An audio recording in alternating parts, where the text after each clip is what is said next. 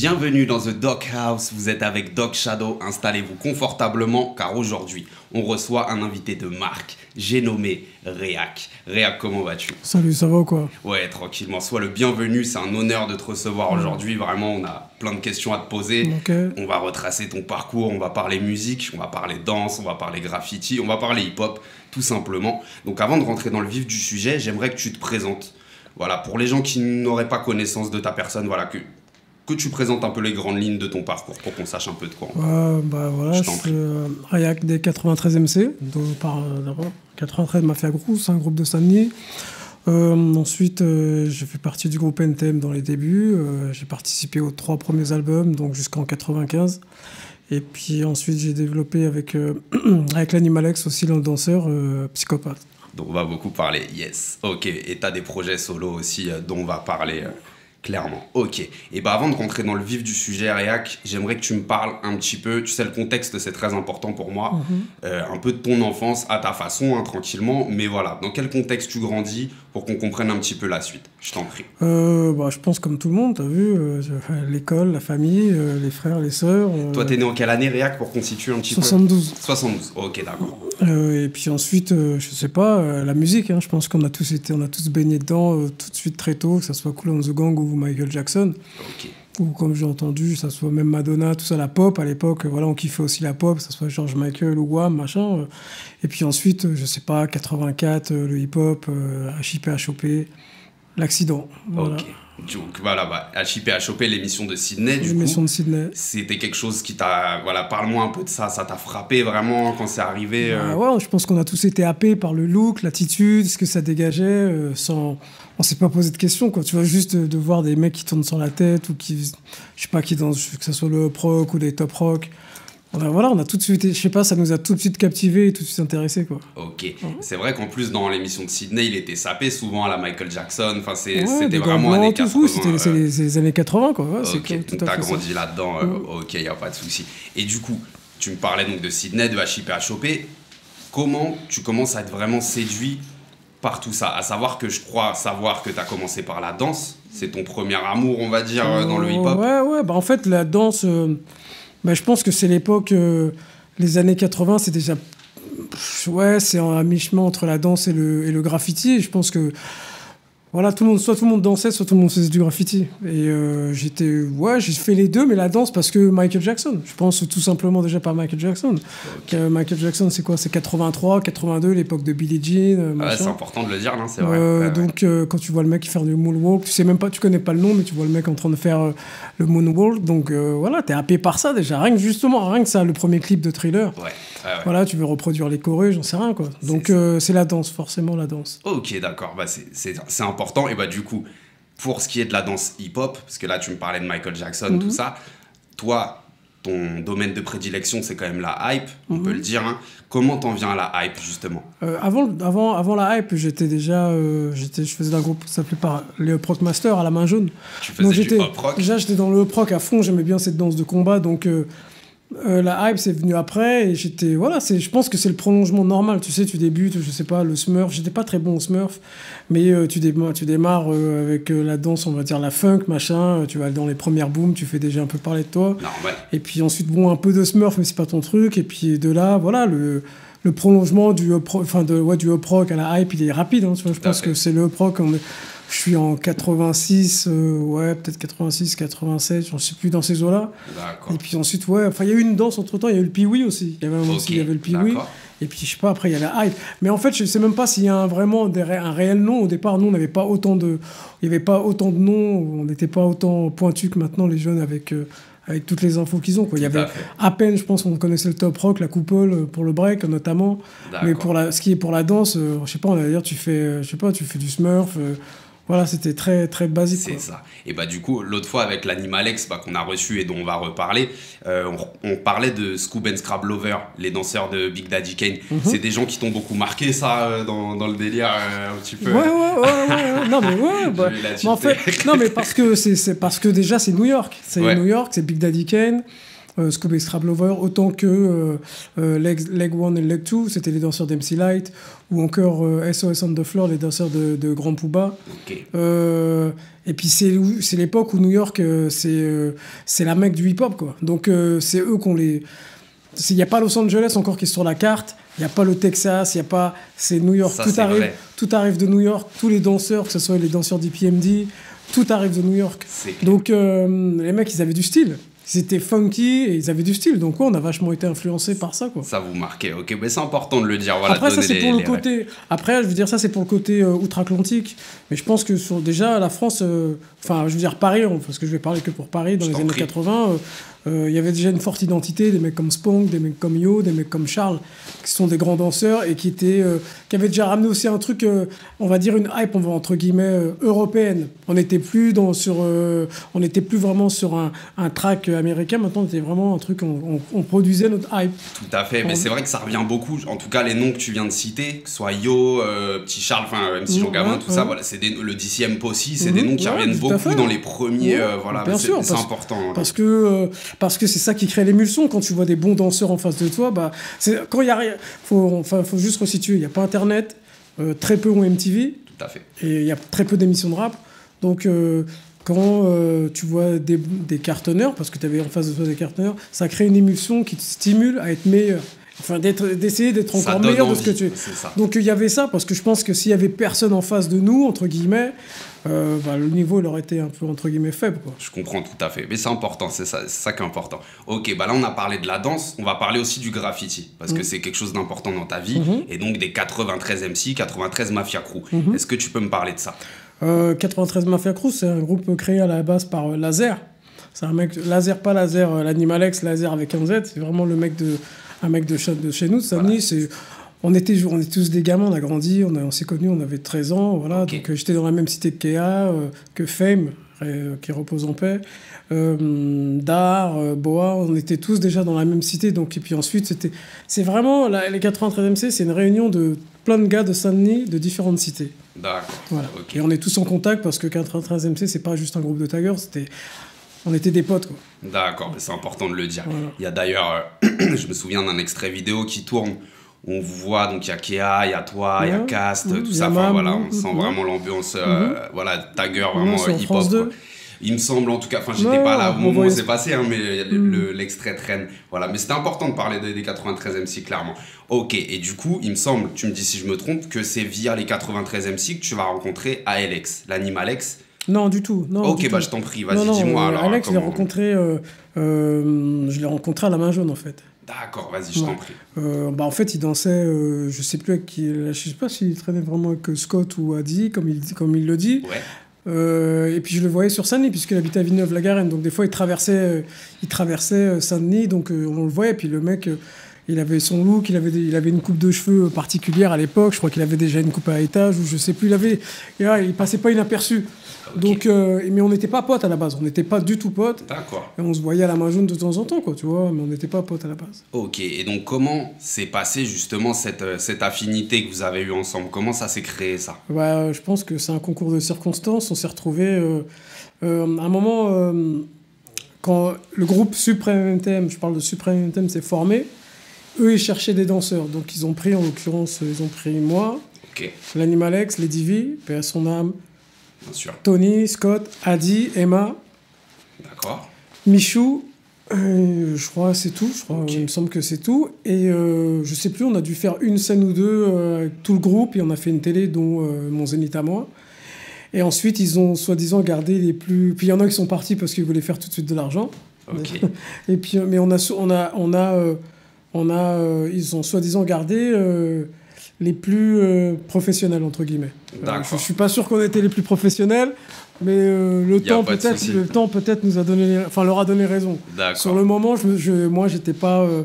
Donc, étant donné qu'il restait plus que moi, les Divi et l'Animalex Laser, je pense que par la force des choses, on a appris à se connaître, puisqu'on parlait pas trop... Enfin, on parlait avec les Divi, mais t'as pas autant de connivence avec une fille que t'as avec un mec. Je comprends. Donc on a créé D'Affinité, puis on a commencé à danser ensemble souvent, quoi, de sortir ensemble en boîte, machin. Donc voilà, c'est ça qui a créé le... C'est ça. Bah, comme je disais à l'Animalex l'autre fois, après je sais que c'est dur d'en parler de soi-même, mais c'est vrai qu'il y a beaucoup de témoignages qui disent que quand ils vous voyaient danser, c'était vraiment quelque chose qui marquait les gens. En tout cas, il y a beaucoup de témoignages qui disent que vous sortiez vraiment du lot à ce moment-là. Toi, comment tu le ressentais, cette chose-là ?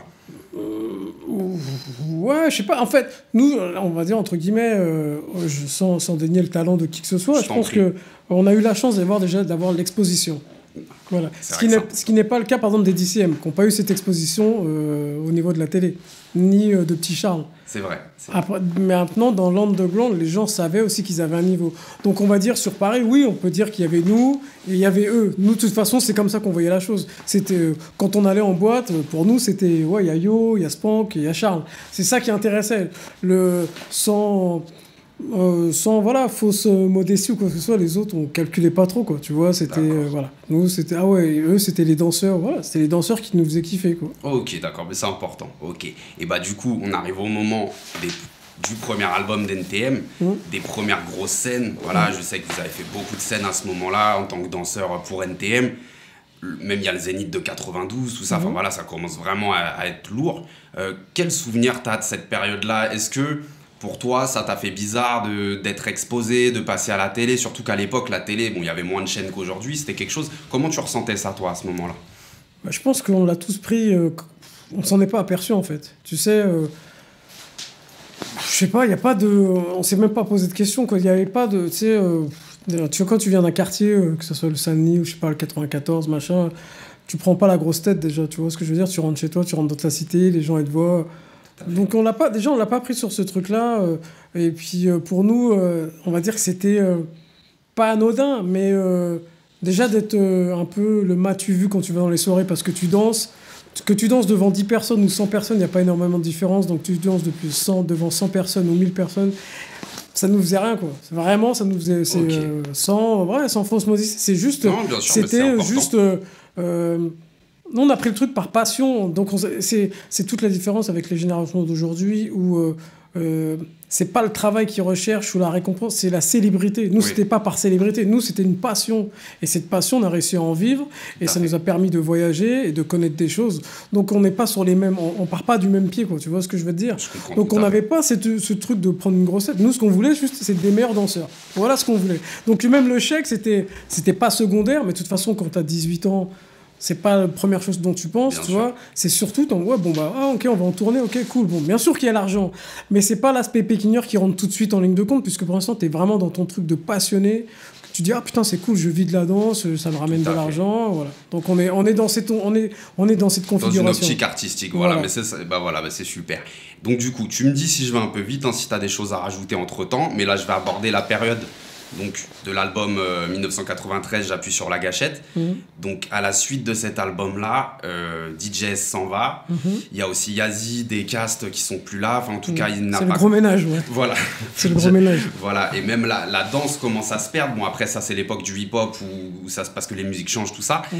Toi, donc, avant d'aborder vraiment la suite et du fait que tu commences à rapper, comment tu la ressens, cette période de changement d'NTM, cette période où justement tu vas arrêter la danse et te mettre à rapper ? C'est pas on a arrêté la danse, c'est juste un moment, tu sais, le truc s'est fait naturellement, quoi. C'est ce que je dis depuis 20, 30 ans. T'es en répète, t'es derrière en train de danser, je sais pas, on est en répète en train de danser et eux en train de rapper, on répète les morceaux. Et puis durant la pause, tu prends le micro, tu refais un de leurs textes. Et puis en fait, ils disent vas-y, on devrait peut-être faire les bacs ensemble. Et puis il y a une émulsion qui se crée en fait. Il y a quelque chose. Donc on s'est pas dit on va arrêter la danse et on va passer au rap. Jamais ça s'est passé comme ça. C'est comme je suis pas passé. Je me suis pas dit je passe de la danse au tag et vice versa. C'est ça que je voulais savoir. En fait, je pense que c'est des étapes normales. Je pense que je suis pas le seul rappeur. J'ai vu, je sais pas, Caris c'était un breaker à la base. Complètement. Oui. Freeman pareil. Voilà, tu prends Booba, c'était un danseur aussi. C'est les 5 éléments du hip-hop, quoi. Tu vois, t'es là. Au départ, tu touches à tout. Le domaine où tu touches le moins, en général, c'est les DJing et la production. Pourquoi ? Parce que ça coûte de l'argent et à cette époque, tu n'as pas trop d'argent. Donc, tout le monde se réfugie dans les trucs les plus accessibles, c'est-à-dire le tag, parce que tu vas voler tes bombes, tu ne vas pas les acheter. la danse parce que c'était vraiment accessible. Et puis pour d'autres plus téméraires, qui ont commencé directement par le rap, tant mieux. Mais sinon, nous, on a vécu le truc étape par étape, on a touché un peu à tout, quoi. Ok, et bah c'est important, voilà, c'est pour ça que je t'ai posé la question, c'est important pour que les gens y comprennent. Ok, bah là, on va aborder le moment de Paris sous les bombes. C'est le moment où on commence à t'entendre en tant que rappeur. Du coup, tu es même sur la pochette avec Alex. Alors, tu apparais, tu me dis si je me trompe, sur Passe Lounge, Old School aussi, tu es sur le morceau Old School, et Pop Pop Pop Pop. Alors, quels sont tes souvenirs par rapport à ça ? Est-ce que tu étais à l'aise au début ? Est-ce que tu as eu des hésitations ? Comment ça s'est passé, ces premiers enregistrements pour toi ? En fait, c'est une époque où on traîne tous les quatre ensemble, quoi. On est H24, on essaie de jouer, en train de bosser des morceaux, on est chez Cheyenne. Donc on est toujours ensemble, donc je sais pas, ça s'est fait naturellement. En fait, je pense que vers 93... 93 déjà, en fait on fait une télé, je sais plus c'est qui, on fait une télé sur France 2 et je rappe déjà, en fait je fais un couplet sur Passe le Ouin. Dans le cercle de minuit, je crois. Non, c'est pas celle-là. Une autre télé avec je sais plus comment elle s'appelle, cette blonde avec son nez, c'est une espagnole, je sais plus comment elle s'appelle. Bref, on fait une télé et déjà là je fais une apparition, c'est ma première apparition à télé. Bon, là par contre j'ai le track puisque c'est pas un truc que je contrôle, le rap. Que tu maîtrises totalement à ce moment-là. Nouveau, voilà. Donc ça, c'est vers 93, je me souviens un peu. Et ensuite, on a parlé de, il faudrait que Passe le Ouin, donc ils avaient proposé à Alex. Et ensuite, je pense qu'ils ont proposé à moi par pitié. Ils ont dit, bon, lui, on va essayer aussi, on va lui donner un peu sa chance. Parce que au début, j'étais pas aussi talentueux qu'Alex. Alex, il rappe depuis le premier album. Exactement. Il a fait le premier album, le deuxième. Moi, j'apparais, en fait, je commence à rapper en 92, un truc comme ça, mais je suis très très loin, très à la traîne. Okay. J'étais souvent sur New York, donc je me prenais pas la tête, en fait, autant qu'eux. Okay. Et ensuite, je sais plus, Passe le Ouin, c'est pas mon meilleur couplet, j'étais seulement, content de Pop Pop Pop Pop. Ouais. Ok, incroyable, c'est très bien, ok. Et bah du coup, à l'issue de cet album, vous allez faire beaucoup de scènes. Il y a le Zénith de 95, le Bataclan 96. Comme je l'ai dit dans l'émission avec Alex, c'était vraiment la folie, quoi. Vous faites même toi, tu cries, quoi, carrément. T'es là, t'es en folie. Quels sont tes souvenirs ? Est-ce qu'il y a quelque chose qui t'a marqué à ce moment-là par rapport à cette énergie-là ? Parce que je sais que même Jaiz, il m'a parlé de ces concerts-là tellement il y avait une folie, quoi. Non, en fait, c'est compliqué de tout ramener à se rappeler un souvenir d'eux. Non, c'est juste... on était... je crois qu'on était 4 sur scène en tout. Joey, moi, Shane et Alex. Et puis, on était rodés. On avait commencé une tournée de je sais plus combien de dates, une 40aine de dates. On avait commencé à La Réunion. En fait, on commençait souvent loin. Ouais, ok. On commençait loin de Paris. Genre La Réunion pour se mettre au point, en fait. Tu vois, au moins, s'il y a des erreurs, au moins, c'est pas Paris qui est au courant, c'est plus loin. Et plus on arrivait sur... Plus les dates qu'on descendait, je pense qu'on a dû faire ça vers le mois de décembre, Paris. Et plus on se rapprochait du mois de décembre, et plus le show était carré. Parce que tout le temps, il fallait retoucher. Je pense que je sais plus au platine si c'était Acid ou DJ Clyde, je me souviens plus du tout, justement. Okay. J'ai un trou. Ah non, c'était DJ James. Ah, déjà, ok, il était déjà là, ok. C'était DJ James sur Paris sous les bombes. Donc, on était rodés, quoi. Tu sais, le truc, c'était sans filet, quoi. Vous étiez au point. On était, tu vois, après avoir mangé, après toutes les dates qu'on avait mangées, c'était, tu sais, c'était un automatique, quoi. Ah, j'imagine. Franchement, j'invite tout le monde, pour ceux qui nous regardent, à aller regarder ces scènes-là, et même les autres. Toutes les autres, franchement, c'était des belles périodes. Franchement, il y a eu des bêtes de concerts. Donc, du coup, là, on va arriver au moment où Alex et toi, vous allez quitter NTM, en fait. Est-ce que, avant d'aborder l'album, est-ce que tu peux nous parler un petit peu, peut-être des raisons à ta façon, de comment ça s'est passé ? Voilà, je t'en prie. En fait, nous, on travaillait en parallèle. On travaillait avec DJS. Ok, donc, DJS, on travaille avec DJS. DJ d'NTM. Le DJ d'NTM, le DJ officiel d'NTM, celui qui a fait le premier album et le deuxième album, en l'occurrence. Donc, on travaillait avec lui. Donc, nous... et puis, je sais plus je pense que c'est sur la tournée, justement, Paris sous les bombes, à la fin du Bataclan. Je pense que... il y a eu un truc qu'on a un peu mal pris sur le principe que... je sais plus, je crois qu'il y avait Afro Jazz en première partie. Donc, nous qui étions là, on s'est dit, attends, on aurait pu faire aussi les premières parties. Donc ça nous a mis un froid, entre guillemets. Mais en fait, nous, ensuite, ce qu'on a fait, c'est que, je me souviens, j'ai parlé avec Cool Chain, je sais plus, juste avant les Francopholies, je lui ai prévenu qu'on n'allait qu'on n'avait pas à remettre le couvercle, quoi, quand on voulait faire nos trucs. D'accord, ok. Et voilà, ça s'est fait juste comme ça. Voilà, naturellement. Voilà, j'ai été le voir, je lui ai dit qu'on arrêtait là et que voilà, quoi. Ok, je comprends, ok. Et du coup, là, ça va être le moment où l'album L'Invasion, en tout cas, vous allez commencer à travailler dessus.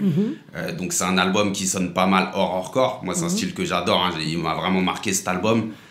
Parle-moi un petit peu, voilà, de la création, de vos inspirations de ce moment-là, voilà.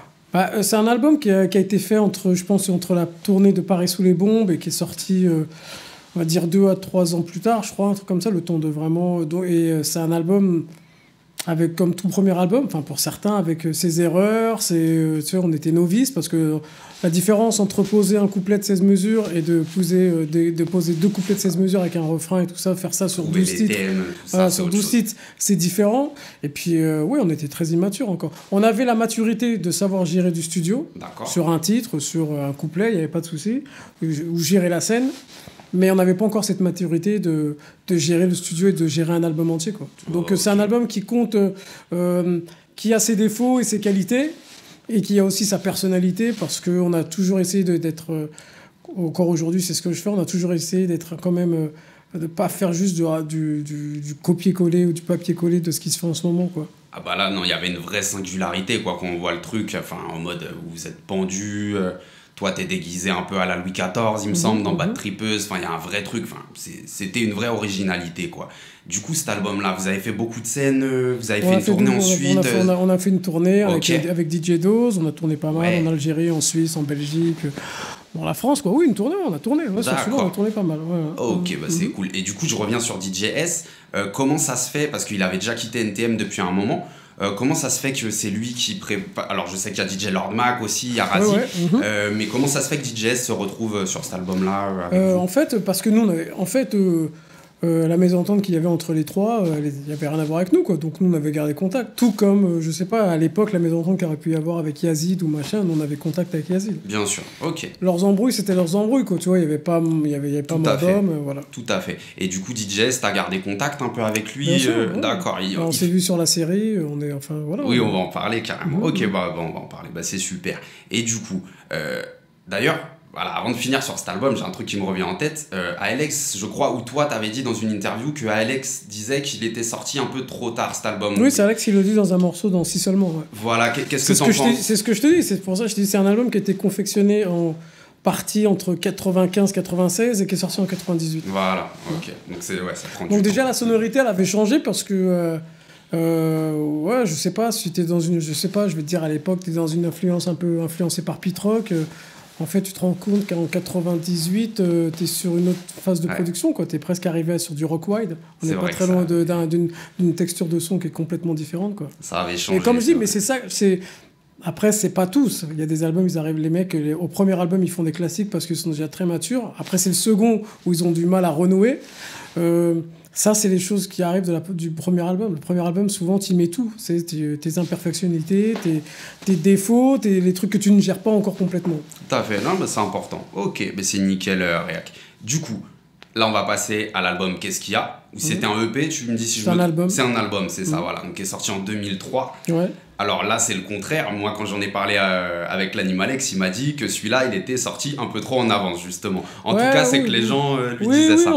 Oui, je sais. En fait, le souci, c'est que je pense que comme tu suis pas ce qui est tendancieux, ce que tout le monde fait, donc t'es tout le temps, les gens ne savent pas te mettre dans quelle case, en fait. C'est le souci, quoi. Tu vois, c'est le problème que si demain, je sais pas, tu veux ouvrir un business, tu vas suivre tout le monde, tu veux ouvrir un grec, tu veux ouvrir un kebab.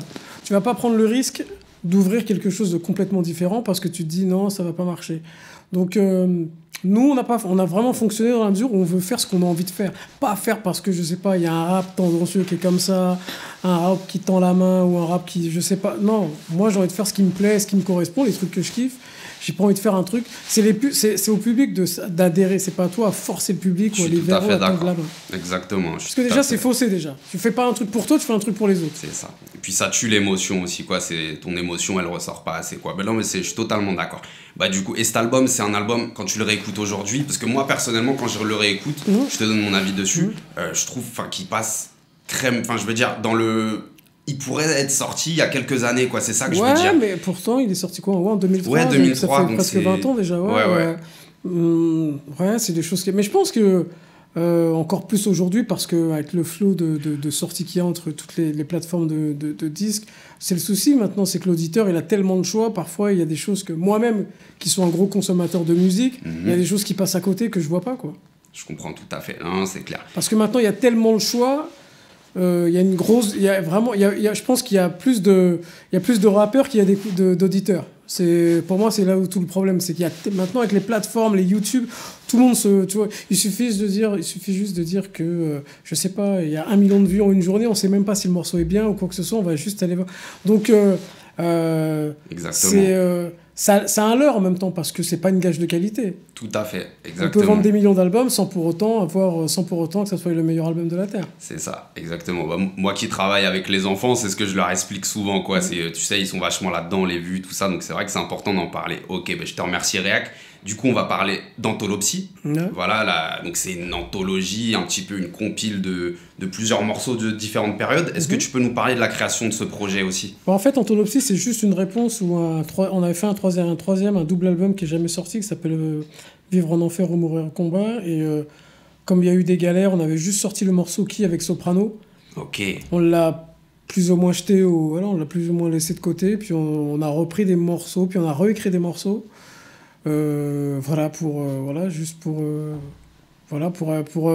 juste pour alimenter, c'était en contrepartie, puisque voilà, on s'est retrouvés, on avait fait, je sais plus, peut-être un 25 titres, double album, avec pas mal de featuring, chose qu'on n'avait pas trop fait, enfin pas mal de featuring, c'est un grand mot, 3-4 featuring, bref, mais on a vu on a eu des galères sur celui-ci, donc on l'a mis de côté, puis voilà, en contrepartie, on s'est replongé sur un autre truc. D'accord. Et voilà, d'ailleurs, c'était le dernier projet qu'on a fait ensemble, quoi. C'est ça, c'est le dernier projet des Psychopathes officiel. Ça, c'est 2007. 2007, si je dis pas de bêtises, c'est ça. Bah, j'invite tout le monde à l'écouter, vraiment, c'est un gros projet très très lourd. Et bah du coup, avant de parler de tes projets en solo, Réac, parce que ton premier projet solo, c'est 2017, si je dis pas de bêtises, voilà. Entre 2007 et 2017, comment ça s'est... Qu'est-ce que tu as fait ? Est-ce que tu as fait des morceaux entre-temps ? Est-ce que tu as laissé ça de côté ? Parle-nous un peu de cette période. En fait, c'était... tu sais, c'est la 2007, donc c'est le moment où je pense que tu fais un peu un break, puisque tu es dans la musique depuis 88, un truc comme ça, en démarrant avec NTM, machin. Et j'avais sorti un morceau qui s'appelle La Noiraude, je crois, comme ça, La Noiraude et Colis Suspect. Ok. J'avais sorti ces morceaux-là, Colis Suspect qui était en rotation sur Génération à l'époque, avec Black Vénère, une prod par Insomniac. Et ensuite, et puis j'étais entre Paris et New York, donc je vivais bien comme ça en fait. C'était mon moment de battement, quand à un moment t'as la tête dans le guidon depuis très longtemps dans la ZICMU, et bien sûr. Voilà, il y a des prises de tête, et puis qu'à un moment t'en as marre aussi. De toute façon, quand tu connais que ça, à un moment t'en as marre aussi. Oui, bah tu as envie d'aller voir. T'as besoin de prendre de fraîche air. D'autres choses, bien sûr, mais c'est normal. Et bah écoute, on va parler de ton premier projet solo qui s'appelle Rock, donc c'est écrit ROC, qui est sorti en 2017. Alors pourquoi ce nom-là, ROC déjà, si tu peux nous en parler? À la base, c'était pour Réac ou Cyril, voilà. Ok, parce que Cyril étant ton prénom, voilà, ok, d'accord. C'était l'acronyme. Ensuite, et puis de là, on a fait le 2. En fait, c'est Audouane qui m'a mis un peu le pied à l'étrier. C'est lui qui fait les prods, hein, c'est ça. C'est lui qui fait toutes les prods. Comme j'étais sur New York, comme je te dis, j'étais toujours sur New York, donc je me prenais pas trop la tête. J'écrivais parce que ça s'oublie pas, c'est comme le graffiti, dès que t'as une feuille avec un stylo, tu fais un peu ça, voilà. Donc le rap, c'est un peu pareil, t'écoutes un beat qui te plaît, t'as toujours un petit truc qui te... Donc j'écrivais, mais pas à fond. Okay. Et puis il y a un sécheur qui m'a dit, un mec qui cherche à te parler, donc il m'a remis le pied à l'étrier parce que j'étais un peu déconnecté, quoi. Lourd. Donc de fil en aiguille, dans un morceau, 2 morceaux comme ça, évasif, il n'y avait pas de plan, rien du tout, très spontané. Et ça m'a permis de repartir d'une différente façon, quoi. Ok, bah c'est lourd. Ok. Donc du coup, c'est Audouane qui fait aussi les prods sur Rock 2, c'est ça? Donc sur les deux. Ok. Et il y a un featuring avec l'Animalex sur le 2, Metal Gear qui est là. Ouais. D'ailleurs, ça me fait penser, Ouais. Vous êtes des passionnés de jeux vidéo avec l'Animalex parce que vous aviez déjà fait Soul River On a fait aussi. Soul River, mais là, Metal Gear, c'était... en fait, compte tenu du refrain, je sais plus, je parlais de psychopathe dans le refrain, j'ai fait, voilà, je l'ai appelé pour faire un, voilà, pour faire un remix. Ok, parce qu'il y a toujours des rêves, donc je me posais la question. Ok. Et du coup, tu as eu le temps de le défendre sur scène, de défendre ces deux projets-là? Non, du tout. Pas trop? Ok. Non, du tout. D'accord.